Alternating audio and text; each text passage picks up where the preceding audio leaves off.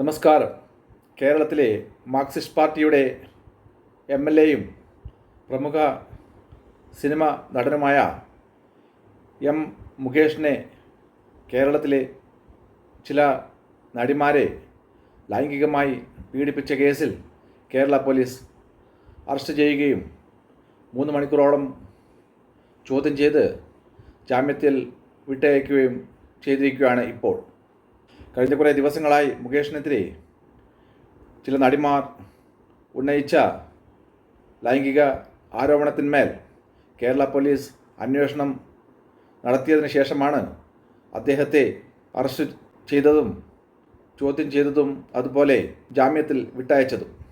മുകേഷിൻ്റെ അറസ്റ്റോടുകൂടി മറ്റൊരു പ്രമുഖ സിനിമാ നടനും അമ്മ എന്ന സംഘടനയുടെ സെക്രട്ടറിയുമായിരുന്ന സിദ്ദിഖിനെയും അറസ്റ്റ് ചെയ്ത് ചോദ്യം ചെയ്യുവാനുള്ള വഴി ഇപ്പോൾ തുറന്നിരിക്കുകയാണ്. ഒരു ഫീമെയിൽ ആക്ട്രസ് സിദ്ദിഖിനെതിരെ ലൈംഗിക പീഡന ആരോപണം ഉന്നയിച്ചതിന് ശേഷം സിദ്ദിഖ് ഉടൻ തന്നെ അമ്മയുടെ സെക്രട്ടറി സ്ഥാനം രാജിവെച്ചതിന് ശേഷം അറസ്റ്റിൽ നിന്നും ഒഴിവാകുന്നതിന് വേണ്ടി കേരള ഹൈക്കോടതിയിൽ മുൻകൂർ ജാമ്യത്തിന് വേണ്ടി അപേക്ഷിച്ചിരിക്കുകയായിരുന്നു. എന്നാൽ കേരള ഹൈക്കോടതി അദ്ദേഹത്തിൻ്റെ മുൻകൂർ ജാമ്യാപേക്ഷ അപ്പാടെ തള്ളിക്കളഞ്ഞിരിക്കുകയാണ് ഇപ്പോൾ. ഈ പരിതസ്ഥിതിയിൽ ഏത് സമയം വേണമെങ്കിലും കേരള പോലീസ് സിദ്ദിഖിനെ ചോദ്യം ചെയ്യുവാൻ വേണ്ടി അറസ്റ്റ് ചെയ്യുവാൻ സാധ്യതയുണ്ട്.